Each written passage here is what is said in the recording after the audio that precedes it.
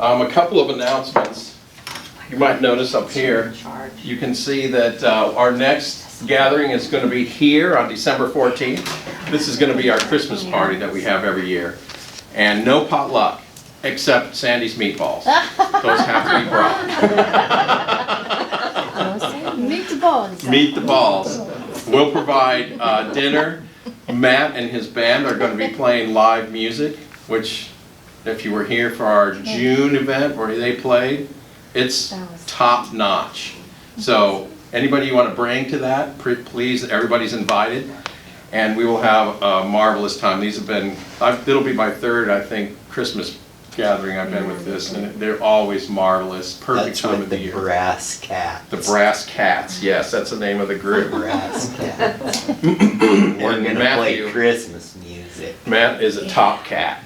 So, yes, could be, yeah, Christmas music, because, you know, it's almost Christmas then, right? Yeah. Tis. Tis the It's season. our Christmas dinner.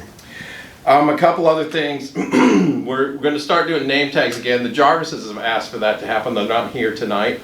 But if you don't have a name tag, make one temporarily and then peel it off before you leave tonight and hand it to me, and I'll get a permanent one made for you. Also, the new edition of the Arizona Beehive is here. Please grab one of those.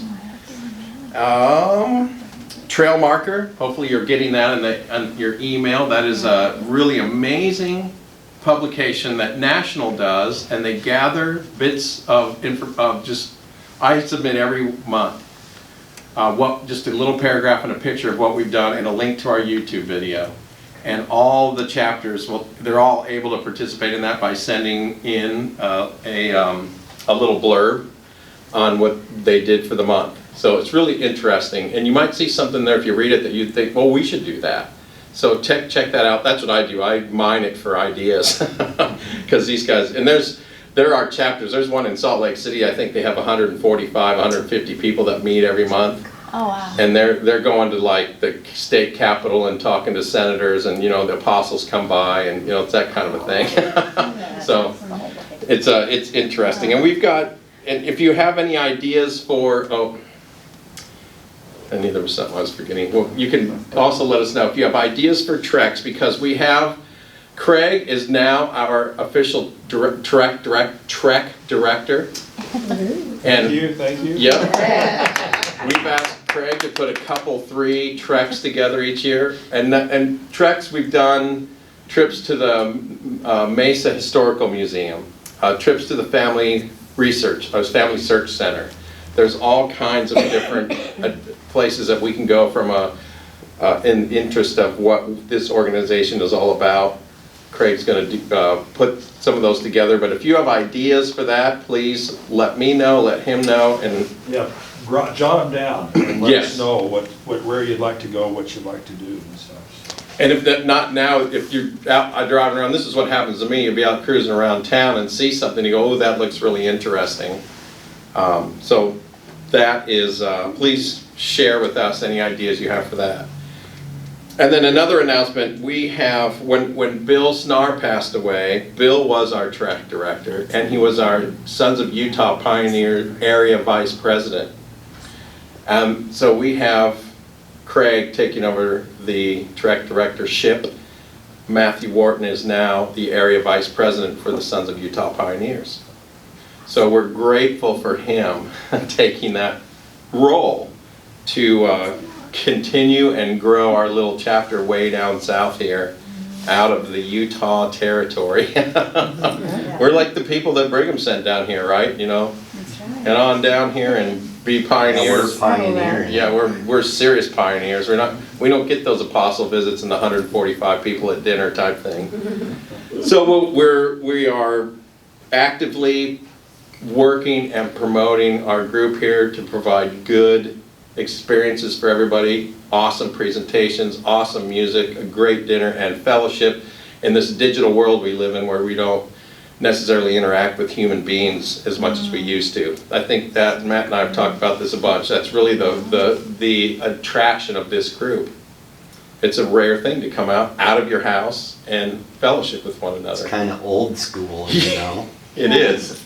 Very 90s. 1890s. We should market it and like have merch. Yeah. And then go online and get some attention here. SUP merch, would you guys wear the t-shirts and the hats? Sweet. Start a merch for the Yeah, temple. Do that. 47. That would be kind of cool, actually. Okay, so next on our agenda, we would like to do what we call a patriotic moment. And Bill would do this. What is the holiday that's coming up? So, did you know that flags should fly at full staff on Veterans Day? Cool. What do most people mix up Veterans Day with the other holiday that Memorial Day. Memorial Day, right?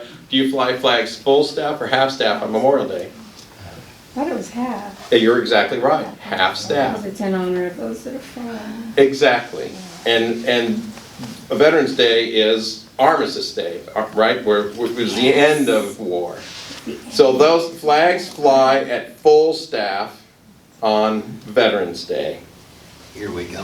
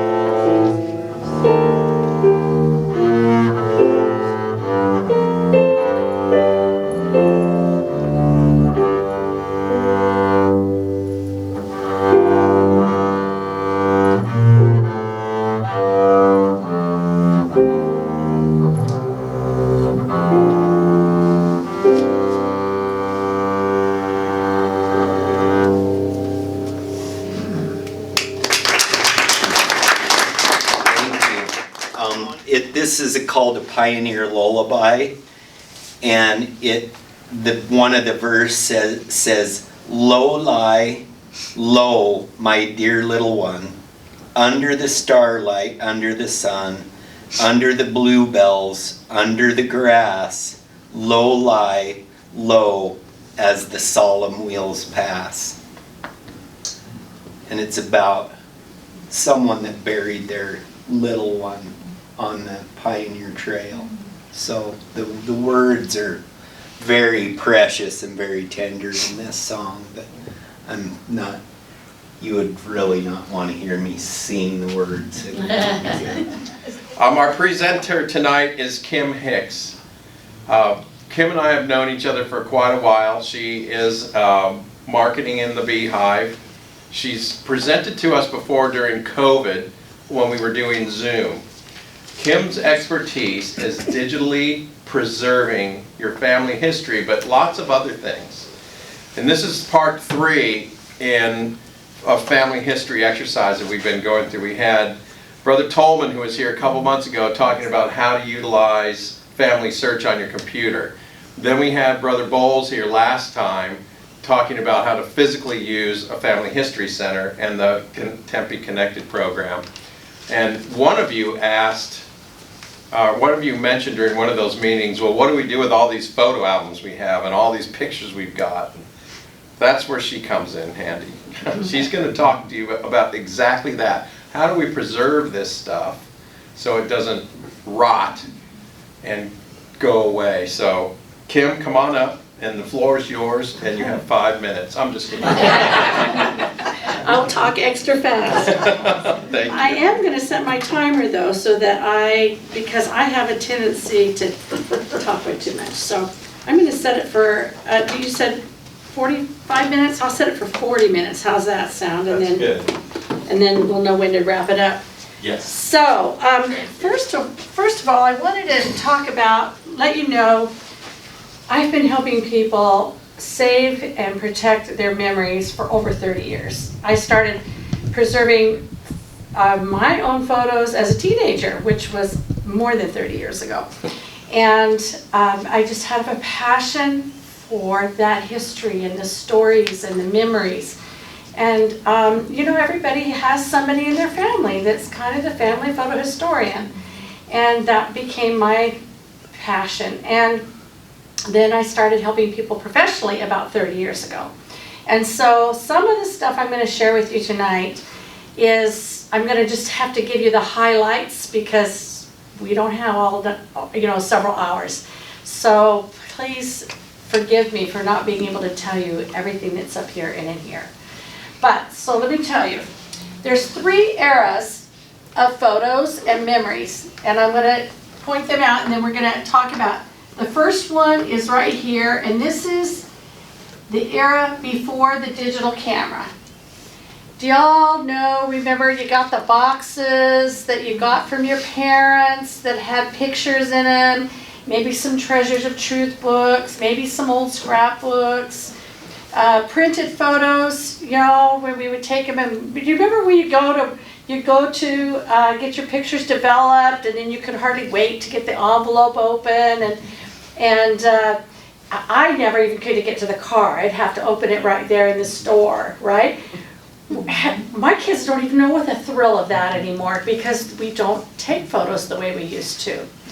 And then after my parents passed away, I got boxes of their films and their photos that they got, from their childhoods, and same thing for my parents. So that's this era. Then we have this era, which is when the digital camera came along. And with the digital camera, we took the pictures, but we never printed them, right? Because we didn't need to anymore. It was on the digital camera. And then we transferred those photos to our computers. And then our computers crashed. And we lost a lot of those photos. And if they were printed, they were lost, right? Yeah. And now we have this era. What is this era? Do y'all know what that is? Looks like a cloud. We're taking pictures with our phones now, right? And everybody's storing them where? On their phones, right? So we're going to talk tonight about this era right here because these are important, and I can help you with those too. But this part right here is not digital at all. And those things are the greatest risk of being lost. These are at risk of being lost also, but this is what I wanted to talk with you about tonight, is digitizing the stuff that we got from our childhood, from our parents, and so forth, okay? So let's talk about that really quick. First of all, a lot of people think that their photos are at risk of being lost because of a fire. This is actually my sister's house burning.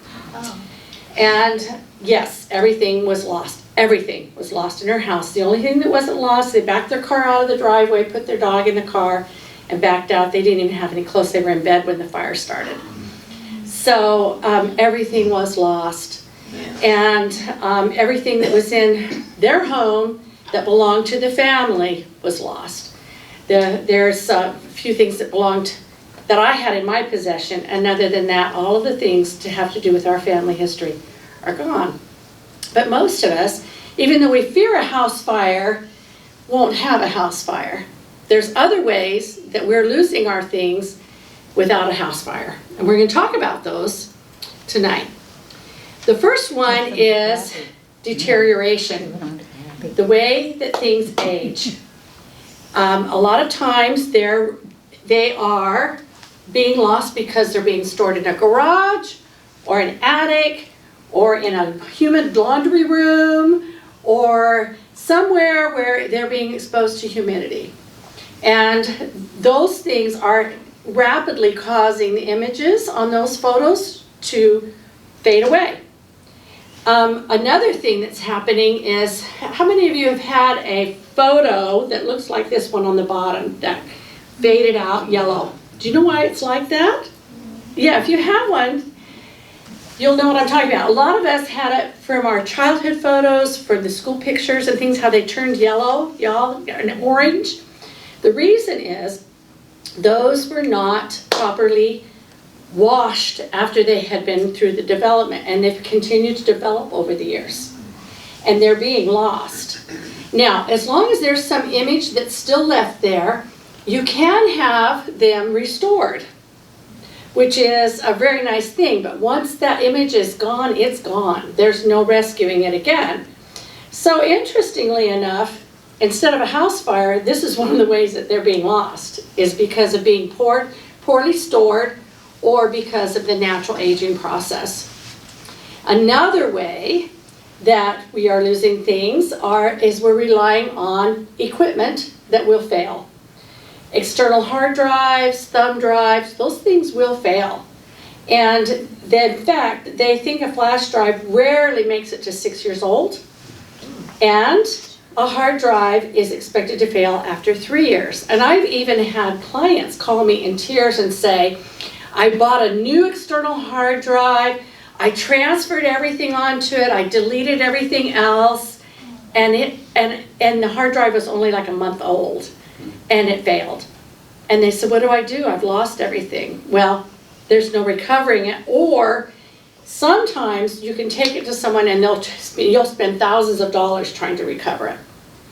So that is another way that people are losing their photos. I hate to be the bearer of bad news and scare everybody, but this is really the truth.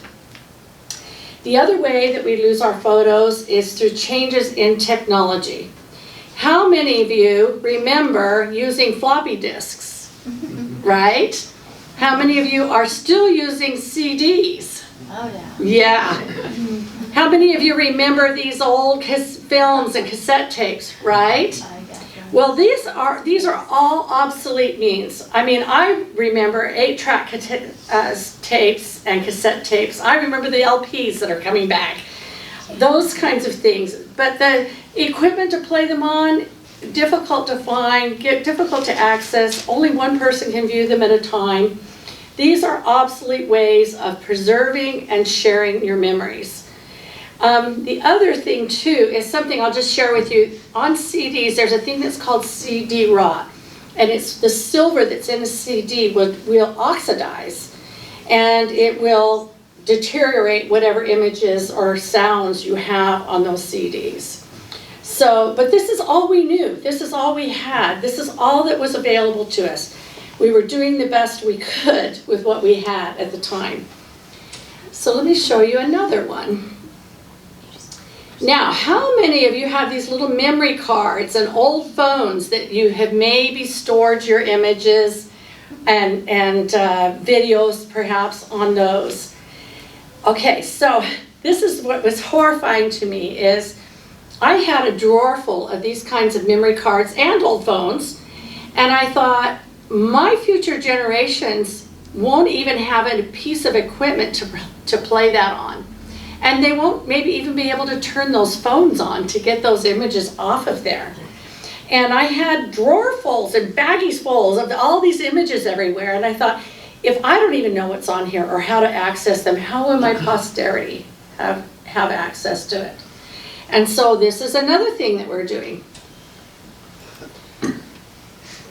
All right, now, here's another interesting thing is, how many of you have heard the stories or experienced it where my sister has the family cookbook, or my other brother has the family journals, or this cousin has this image, the original image, and all they'll give me is a Xerox copy of it. So it's not like a really good image of it.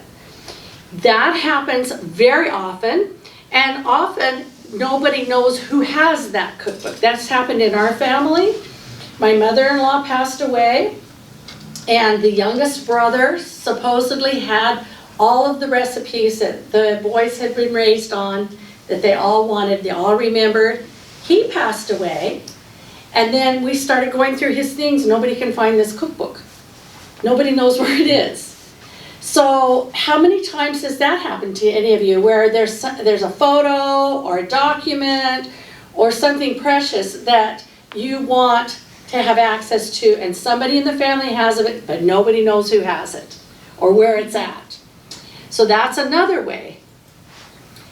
Now this, surprisingly, is the number one way that I see happen that things get lost, and that is when a family member, usually our parents or ourselves, passes away or gets dementia or needs to be moved into a facility.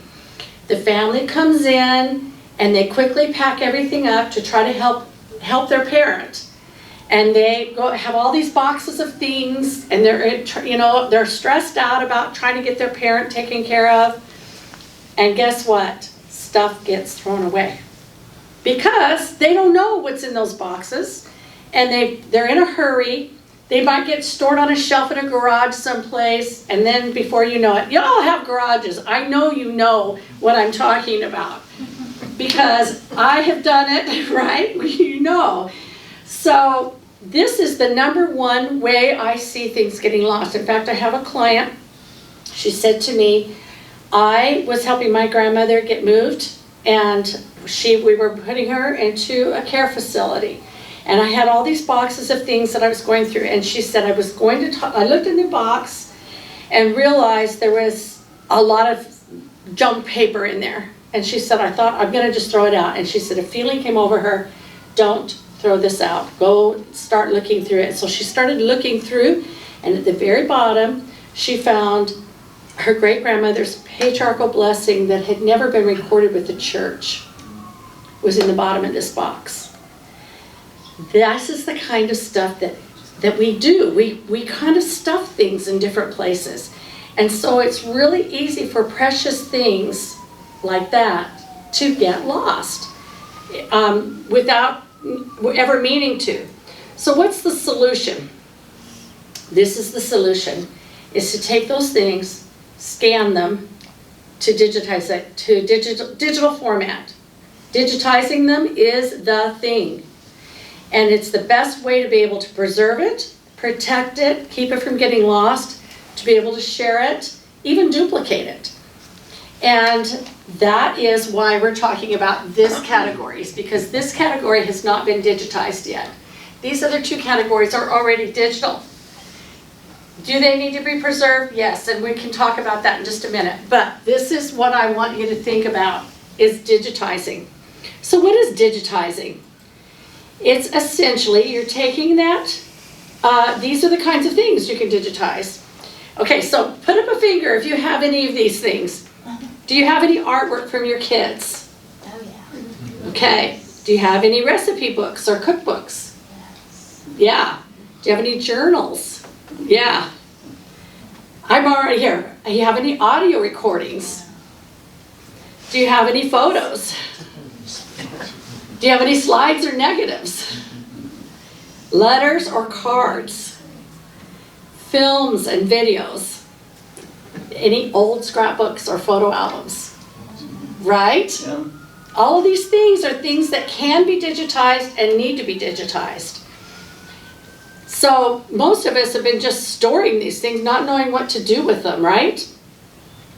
This is another thing I want for you to capture. Go through your house, take your phone, and take pictures of anything that you have that has a story behind it or that has value to it. Why do we have this thing? You've got to know, this was my grandmother's camera. This was a toy that my little daughter played with, and it was a favorite. She would sleep with it, and it slipped under her pillow. But when she said, "Grandma, how fun is this going to be able to show this to her kids and grandkids?" This was a cap that was crocheted that my dad wore.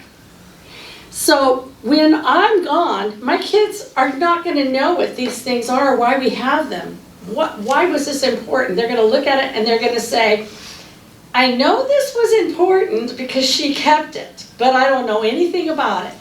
So as a result, the story and the meaning and the value of it does not get passed along with the item. And that what happens to that then is that item becomes a piece of junk. So you might have a piece of jewelry, a piece of furniture, a dish, a piece of artwork, any kind of items that are in your homes. You need to be taking those pictures and you need to be recording why you have it, the stories that you have about it, why is it valuable to you. I mean, there's no value to these to anyone else but to us. And so that is a very important part of capturing your history, is capturing what your heirlooms are. Now, how do you digitize? There's two ways you can do it. Well, first of all, is a very common way. It's the do-it-yourself method.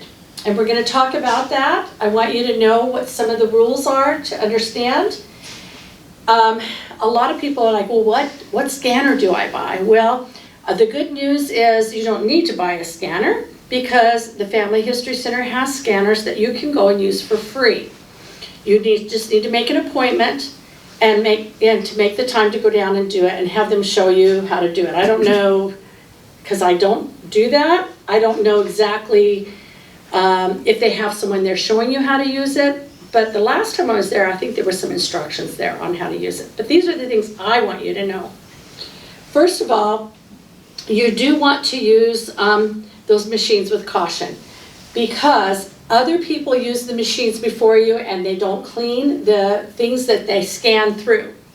So when you scan your things, it's going to pick up whatever dirt was there from the people before you, and even from your own things. I had a client say to me just yesterday, she said, "I had cleaned and we ran the film through and it digitized it, but then the next film we didn't clean again and we ran it through and it came through with all these streaks and specks and things like that, because you have to stop and clean the machines in between." Okay, so just know that. So one of the things that you can use is, this is an aerosol can. It's called canned air, something like that, and you can blow things off gently with that. So make sure that if you're going to do this yourself, that you know to do that. The other thing is, if you're going to be doing prints, photo prints like these up here, you want to scan it at 600, what they call DPI. That DPI stands for dots per inch. And it'll have the setting on there on the machinery. So if it's a photo, you want 600 DPI. If it's a slide, you want 3000 DPI, because a slide is much smaller than a photo. And you're going to do that. I'm going to show you a slide in a minute. If you don't, what that will do. This is my biggest tip on this, is before you leave your home, count everything you're taking. You want to know that if you go with 100 things, you go there, then you count before you leave your 100 things, and then when you get home, count again your 100 things. And this is why. I have had dozens of people say, I went, I scanned my things, I came home, One person left the box on the back of her car and it fell off the back of her car because she was loading things in. And so when she got home, she didn't even know what she had missing. Another person went and left some things in the scanner and forgot that they were in the scanner and went home. And I had a friend who was working there, she pulled out a box and she said, look at this box. And I looked in it, it was all these really great old photos. And she said, I'm gonna check and see my time, okay.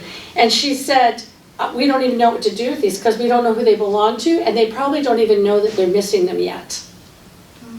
Right? So it's really important to know what you go with, what you leave your home with, what you're scanning when you're there, and then when you're going back, you want to make sure you got everything. Because when you get home, if you have 87 things and you know you went with 100 things, you know that you left some of them there. Okay? So make sure that you count. That is, sounds like a silly thing, but these are irreplaceable things for me. Now, this is what's important. I don't know if you can see this very well on there, but this is a high resolution image. The ones, remember I told you to do 600 dpi. This is a low resolution image.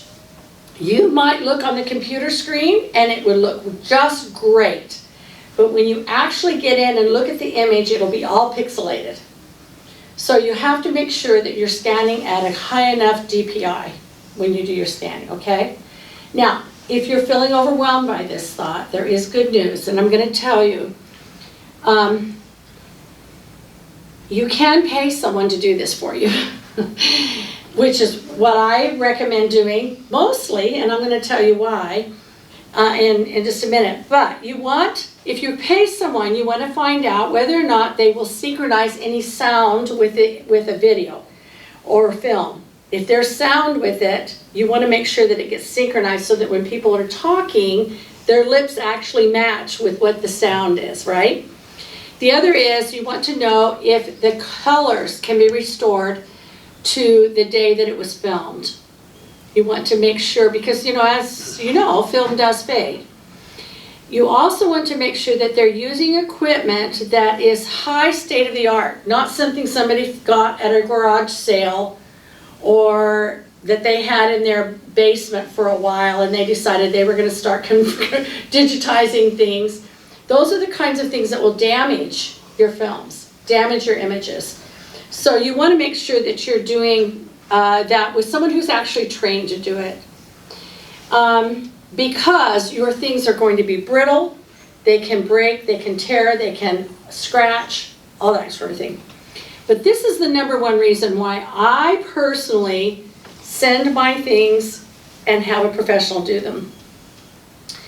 Can you do it all yourself? Yes. Some people, they really enjoy that process.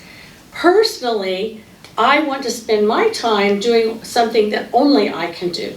And that is writing the stories and the information and putting the identifying information like who's in this film and who's in this photo and what do I know about this. I can't hire somebody to do that, but I can hire somebody to digitize it for me while I do this other part. So that is the #1 campaign that I can give you for paying someone else to do that job for you. Okay, so here we go. This part right here seems to be a little bit confusing to people.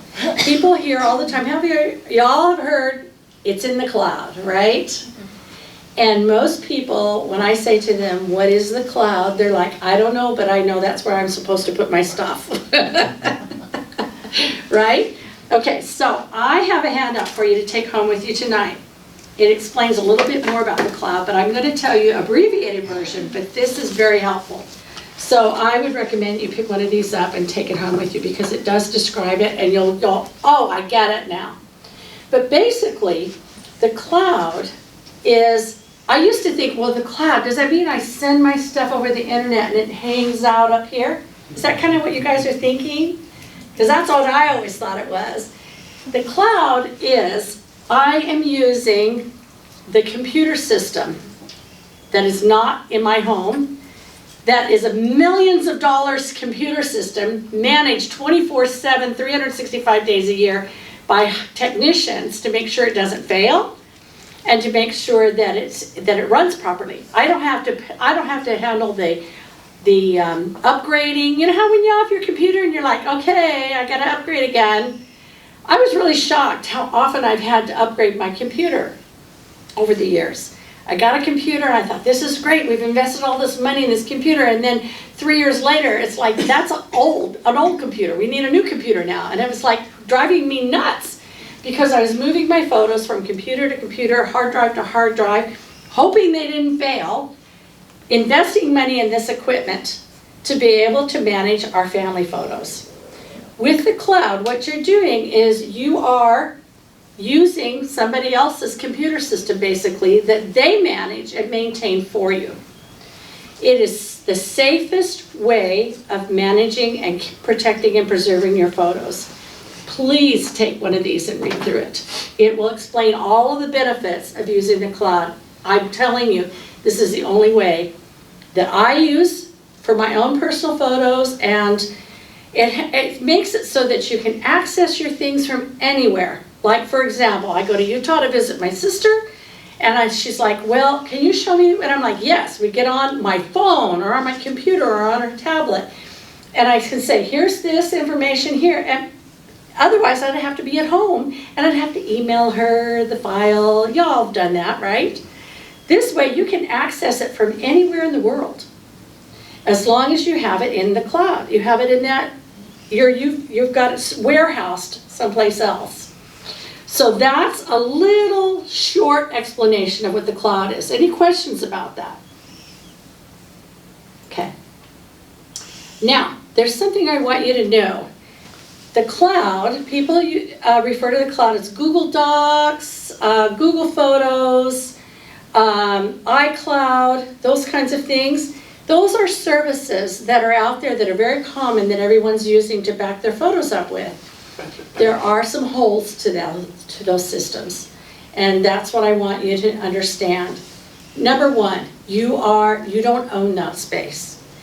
They own that space, and they're letting you borrow it. So this is the best way I can explain what that risk is. Let's pretend this is your box of photos here, and you need someplace to store those photos. And so you say to your neighbor, could I put this in your garage while I make a move? And they say, well, sure.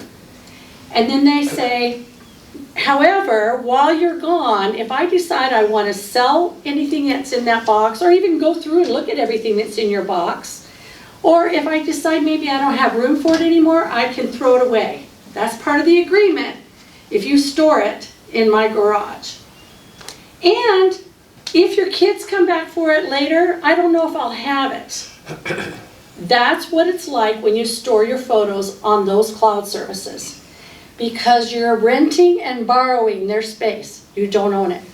So you want to find a cloud service, and I can recommend, but you want to find a cloud service that you own the space and that they manage for you. So when you own it, it makes it so that you can store whatever you want to store, delete whatever you want to delete, share whatever you want to share, pass on to your posterity whatever you want to pass on. That's the key part of owning a cloud account somewhere versus these free ones. They say right in it, we do not make any commitments about the content within the services, meaning we're not going to guarantee that it's going to be here when you want it. And we provide this service as is, meaning if we decide that we want to delete some stuff out of here, we will. And because you agreed to that. The other thing is, Apple even says we will not guarantee that this will be here after you die. If you die, we delete it. And you cannot pass it on to your kids. So I'm going to a lot of trouble and expense to digitize my things for a good reason, and that's so that I can pass it on to my posterity, right? So that's why you want to have a cloud account that you own. not rent. Can you store things in these places? You can, but I wouldn't rely on them for your permanent storage. So these are some things that you're going to look for in a cloud service. You want to make sure that the system has a way of organizing the photos so that you can group them by category or by people or by topic or by event. You want to make sure that there's a way that you can capture the stories that go with that image, that you can tell the story, that you can tell who's in it, what's happening, and what memories you have of it. Now, is this on this paper? Yeah, this is not. Why don't you grab your phone and No, take a that's what picture I of my wanted. screen? That's Yeah. what I do that. Yeah. There's another thing that you want to watch for is, do they do what's called file format migration? Meaning, once this format changes, will they be able to change it over to any new formats for you? Or are you stuck in the old format? Can I help you? Well, this light is causing She's problems. got I think Michael's got it there, and I think, There you go. you want to turn it off? And here we go. Oh, that's, There yeah, you go. Now you gotta take a picture of it. that's much better. She had it on the panorama. You also want to make sure that they store it in full resolution, that you can store videos, and that you can pass it on to your posterity. Those are really, really important features. Okay, so I have 9 minutes. I be happy to answer questions of things that have come to your mind while you're sitting here going, what do I do with this? Yes, Do you specifically offer the service, or do you just recommend somebody? I do have a service that you can purchase. Mhm. Is there like, how much like would a shoebox full of pictures cost to digitize? Any Oh, ballpark? That's a Cost, very good question. Or is it per print or per 100 prints or? I'd have to look up those prices, but it's not at a reasonable cost. Okay. Yes, and the way that my system works is, in fact, we did Michael's. So Mike, would you share what it was like for you when we sent your things in? Yeah, what I did was, I sent in a box of, they supply a box. They send you this whole packing box and you put in pictures, and then I also put in a DVD. And they create basically a spot on their website that's my spot, where my DVD can be seen, and it lives there now and shared. And same with the photos. Really simple. You send it in, they do their thing, and then send you your stuff back. All postage paid and all that kind of stuff. No, it was just add water. You have to do it really quickly. What's the name of the company? Is that iMemories? Right here. No. It's called Forever. I have a Oh, little brochure here for you. And I have my contact information on there, but I didn't come here tonight to try to sell you is things, that, and but that's your company? I work for them. Oh, okay. Yes. Nice. Yes, I've worked for them for almost 10 years. So this is my passion, because most of you guys all are going, what do I do with my stuff? And that's really what I want to do, is help people get them out of the boxes, out of these boxes. Now, here's a cool thing too. These pictures that you took with your digital camera can also be stored in that cloud account, and the ones that are on your phone can be stored in that cloud account. And they can be shared from there. So like, for example, Michael had some things digitized. It's in his particular private Forever account. And he can say, I want to share this with my brother, or I want to share this with my kids. And with one link, he clicks on it, he sends it to them, and they click on it, and they see everything that Michael has shared with them. Wow, Yeah, wow. that is amazing. Yeah, it is amazing. He can also take those images, and he can make a book from it, he can make Christmas ornaments. Craig, you've had some stuff done, would you share? Yes, my daughter just got married a couple of weeks ago, we're gonna get a Christmas ornament that she'll have on her tree and with her date of her wedding and everything. Then on the back side is a QR code with all the pictures of her wedding. So they just scan the QR code on the back of the Christmas ornament, and anybody can see all the photos. That's pretty awesome. We did one for, when my son got married, we did the ornament like that, and then on the back side, the QR code was to them coming out of the temple. The video of them coming out of the temple with us all cheering and everything, and everybody in the family got one, because it was like a little keepsake of their wedding for everyone to share. And the QR code can be linked to an album with lots of photos in it. Another thing that I've done is I had photo albums from the time that I was a kid up till through my children's ages. But who's going to get those photo albums? There's going to be a fuss over who gets what photo album, right? So I sent those albums after my sister's house fire. I got very nervous. I sent all those photo albums to Forever. They scanned them every page for me. And now everyone in the family can have every photo album if they want it. There's no fussing anymore about it. In fact, Craig's son is my attorney, and we were just talking about our wills and so forth. And he said, I have seen more families get into fights over who gets the family photos and who gets the family cookbook and who gets the, those are kind of precious, there's only one of them.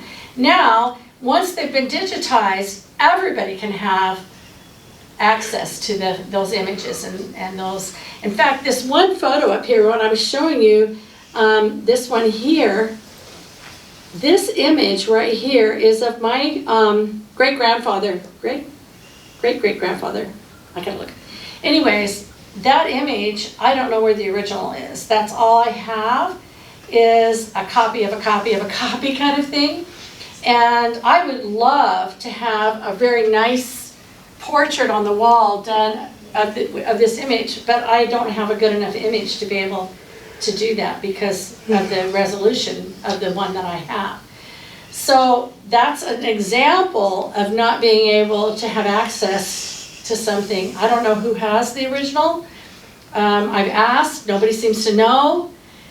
He was also polygamous, so it could be anywhere. It could be in the hands of one of the other families.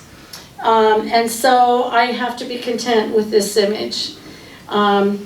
He's buried over there in Thatcher, Arizona, with 6 of his 8 wives.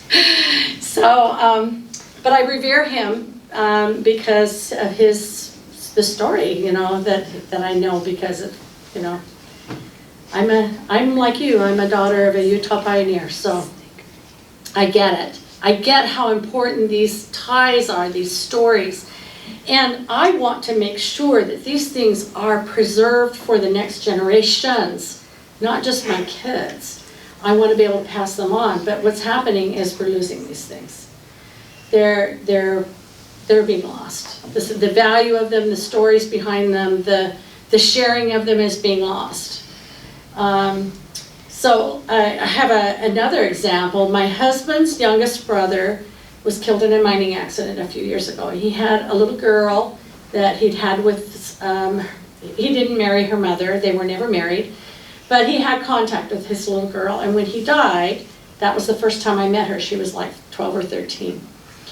And I have all of his childhood photos. I have his family tree, obviously, because it's my husband's line too. I have pictures of his parents and grandparents, but this little girl doesn't have access to any of those things because her link to that side of the family had died.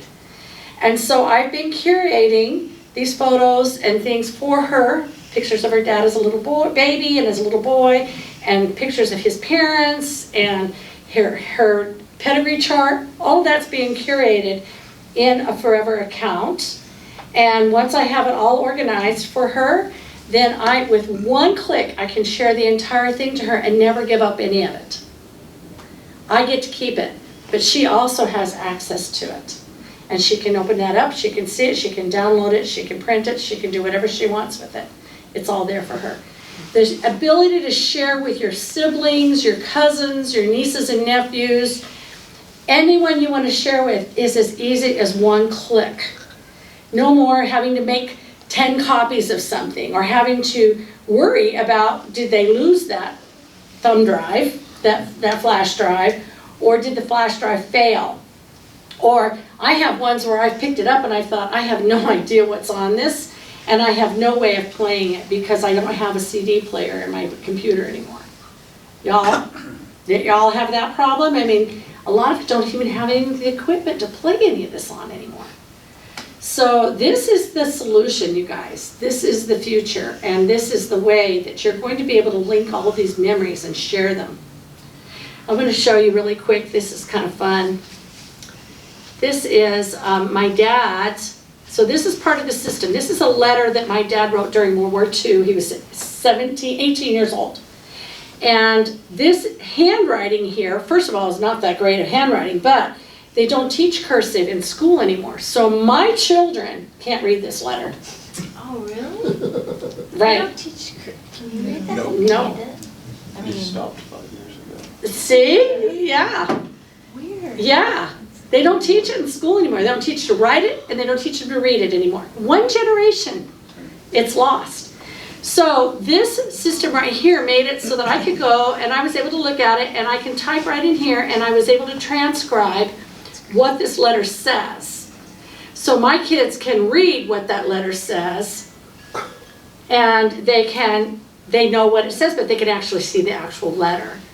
This letter, fortunately, had been scanned before the fire, so this is all I really have, is the scans. That's a shock. I have a question. Yeah. Okay, well that explains why when I go into my family search, the teenagers that are in there doing my family's work from generations ago, they're making all these spelling mistakes, my family names, because it's all in cursive. They can't read it. They cannot read it, right.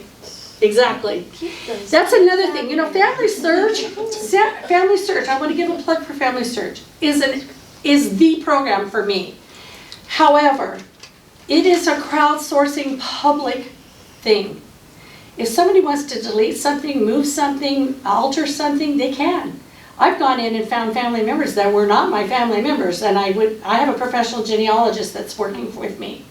And she's gone in, she goes, Kim, you're not related to this person, and they're in your family tree. And I'm like, really? She goes, yeah, and I can prove it. And she's showing me the documents and everything. She goes, so we will be making a notation. She says, because I guarantee somebody's going to come along and put them back in. All right?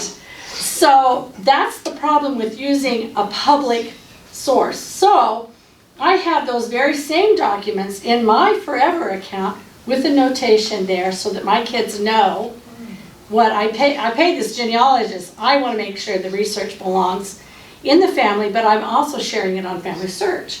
But I want to make sure that I have a whole album in there in my account that has all the documents that I have for family members. Let me show you this other one. This one is fun too. This is my dad, the one that wrote the letter, and you'll notice he has a bandage on his arm, and he's got his arm around this girl here, and he's also very, very young there. And I said to him, Dad, what injury did you get? I didn't know that you had been injured. And I thought, you know, here he's wearing his sailor's cap, so it's clear he's home on leave. And he very sheepishly said, well, I was very stupid. And I said, what do you mean? And he said, well, I went and got a tattoo on my arm, and that was the first stupid thing I did. And then he said, and I wanted to go visit this girl while I was home on leave, but the problem was, the name of the girl who I had tattooed on my arm was not her name. And he said, I didn't want her to see that, so I bandaged my arm up as though I'd heard it, you know. So that does two things. So, you know, what a great story is that, right? And I love the fact that it gave me a little window into my dad as an 18-year-old boy. And he told me this story when he was 70. So if he had passed away before, he has passed away since, but if he'd passed away before I'd been able to ask him that question, that story would have been lost. So one of the cool things that I'm doing right now is I am taking children's books, like back to QR codes. You all know what a QR code is, right? You've all seen a QR code. It looks like a box with all these speckled things in it, and you take your phone and you scan it, and it will play. So right now, the project I'm working on is, my mother died before I had any kids, and so my kids have never heard her voice, and they've never known her. And so I'm taking some of my children's favorite books that I read to them, like The Pokey Little Puppy and Go Dog Go, and some of those books that you've read to your kids. And I am using my phone and I'm recording my voice reading the book. And then in my Forever account, I'm creating a QR code to that recording. Then I'm printing the QR code and it's going on the cover of the book. And my great-grandchildren, my grandchildren will be able to scan it and hear me read the book to them. Oh, wow. Sweet. So there's all kinds of things you can do once you have things digitized. There's all kinds of things that you can do once you have them stored in the proper cloud storage. You can't do these things when somebody else is deleting your stuff, and they do delete it all the time. So you want something that you own and tangibly own yourself, and you can do that with Forever. So, any other questions? You mentioned QR code. I know this is tangential to what you're talking about, but how do you create a QR? In this system, they have it where you just click on the image and you say, make me a QR code to this, and it makes a QR code, and then you have it. It's your QR code, and it links right to your image, right in your account. It's very cool. Then in your account, you can put anything you want in that QR code. Because I can put photos, you can put recordings, and so anybody that gets their phone and scans a QR code, it'll go right to that account, so they can see anything that's in there. Using their phone, yeah, or a tablet. I've even got it where I have a whole album full of photos, like 400 photos from a trip, and then I make an album with just maybe 100 photos, a photo album, a printed photo album, and I put a QR code and it says, if you want to see all the other photos, scan this QR code, and then it takes them to all the photos I didn't print in the book. Because you don't always want to use them all, but some of them, you know what I'm saying? You know, you go on a trip and you take too many photos. Is that mentioned in this paper, the QR code? No.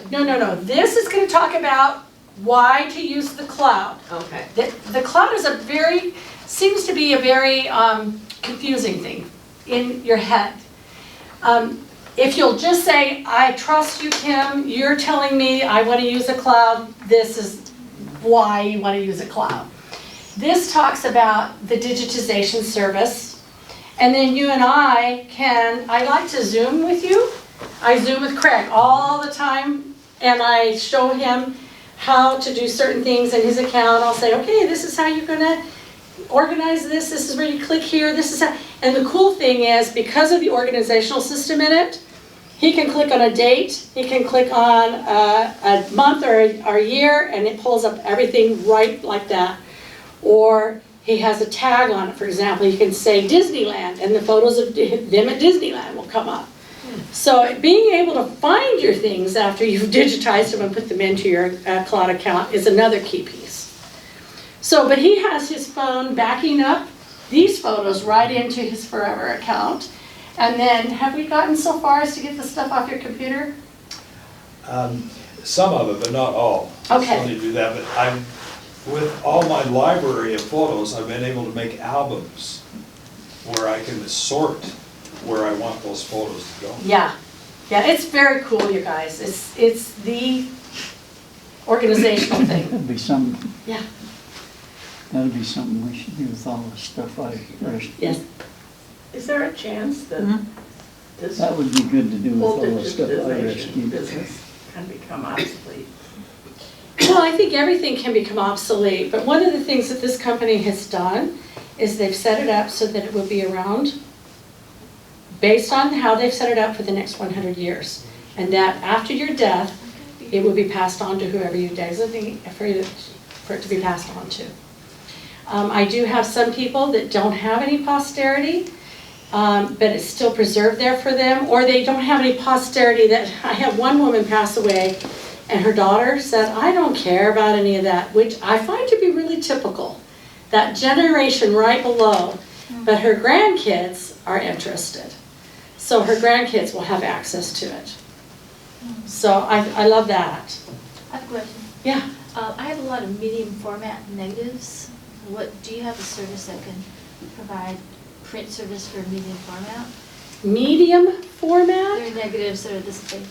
You know what, let's check on that. I think so. I think we'd be fine for that. They're like real, very like, high DPI type photos that were kind of professionals used to use. I was just gonna ask you if you were a professional Yeah. photographer.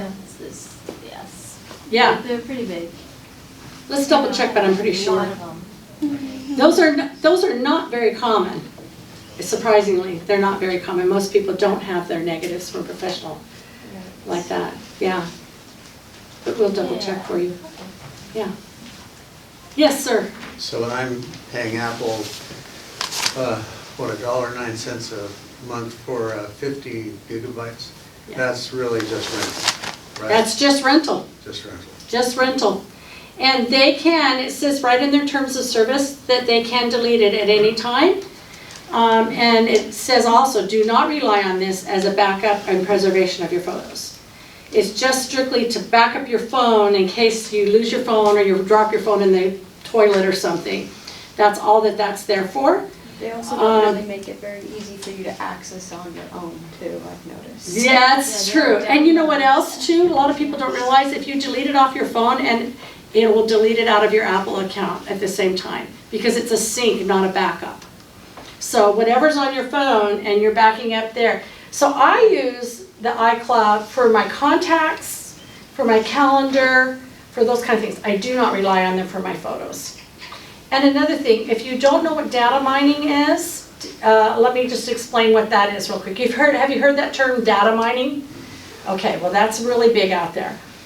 Data mining is where they take your image and they run it through a computer system, and they look for information about you, and then they sell that information about you to other people. And when you upload your things to Google or to iCloud or any of those other kind of services where you're renting, the reason they give it to you for such a low price is because they want to be able to see what your photos have. And you agreed to that was okay. And they're giving it to you at such a low rate because they're using you, essentially. It's not private. And there's a lot of things that I don't want made public. I have had, and I'm not kidding you, no less than 20 people say to me, my images, something of my own, showed up in a magazine or on somebody. One client said, her sister called her in California and said, I'm sitting in my dentist's office and there is a portrait here on the wall of your family. And I asked them, where did you get it? And they said, well, we bought it off of a service and just printed it. Well, guess what? They got it out of somebody's iCloud account or Google Photos. Wow. That's how they got it. That's disturbing. Isn't it? There's a lot of information about my family that I don't want public. Not that I really have anything to hide, but we are gun owners, for example. And I don't really want that made public. You know, I think that that's a concern. Yeah, Right? Yeah. They could probably take all of those images and incorporate them into AI. Well, that's the next thing. And when this started, AI wasn't an issue, but it is now. This is a conglomeration of everything. Yes. All mashed into one Yes. mashed potato Yes. dish. Yes. Yeah. Privacy is a bigger concern to you than any of us realize. I realize that it's a concern, but I don't even realize how big of a concern. But I know that I need to be aware of it. And so you keep your privacy of your images and your letters and all of that. Keep it private. Don't be posting it out there. But yes, AI is going to create more problems for us than we have any idea of knowing. It's dangerous. Yes. I just want to thank you for this, because iCloud is something I don't know much about, and every other week, my iCloud storage is full and they Yes. want to sell me more. Yes. You don't need it. So, and that's what Lowell says, just delete it, we don't need it. Right. But I'm glad that you give this tonight, because we had no idea about iCloud and what Most of was. us don't, and that's, so you're not alone in that. The way this works, Craig has it on his phone, I have it on my phone, Michael has it on his phone. We have a special app. And it goes through and it takes your photos from your phone, copies them into your Forever account, and then you can delete them off your phone. Because they're stored over in your Forever account, and then you can access it from your phone or your computer, your tablet, whatever. Then I go in and, with all those photos, I put them in the album inside my Forever account. So I can just go to that album, there's the photos I'm looking for. You need to have him show you on his phone afterwards. We were just looking at his stuff before the meeting started, and I said, how's that going over there? For example, he went, this is fun, he went and he and his wife went and they did basically a grandma and grandpa daycare camp while his, was it your daughter? My son. My son and his wife. Okay, while they went away on vacation, and so he took pictures every day of all the activities that they took, that they did with these grandkids while his son was and his wife were gone.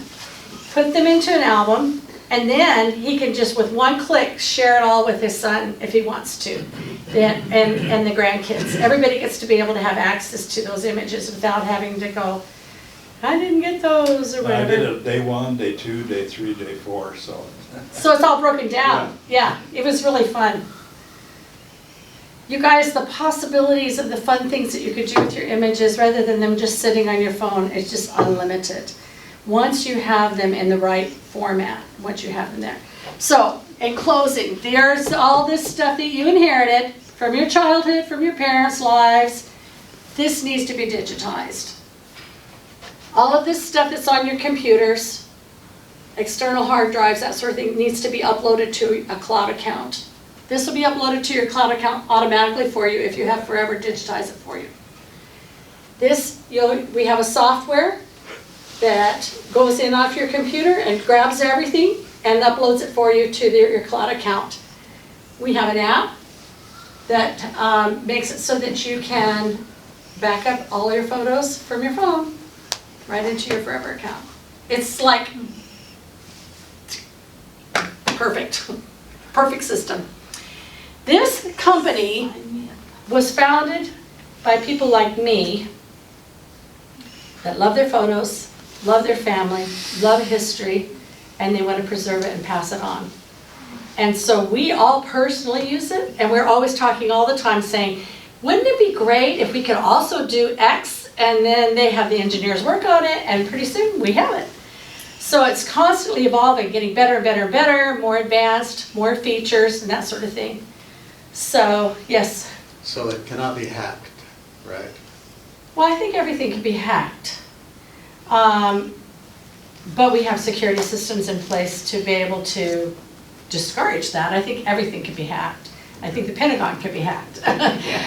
But one of the nice things about this is they encrypt and they back it up in multiple locations so that if there's a natural disaster in one part of the world or country, then it's also over here, and it's also over here. And so I love that feature. And we are constantly working on security with it. And we don't compress the images. We store them in full resolution so that you don't get those grainy, like what I was showing you. We also have other things that we do. We have genealogists that you can hire. We have photo restoration service. If you have a photo that needs to be restored, we can do that for you. We also can print Christmas ornaments and books and mugs and things with your photos. That's a whole other area. So, but the biggest thing you need to worry about is digitizing these, getting these off of your computers and hard drives, and getting this stuff off your phone.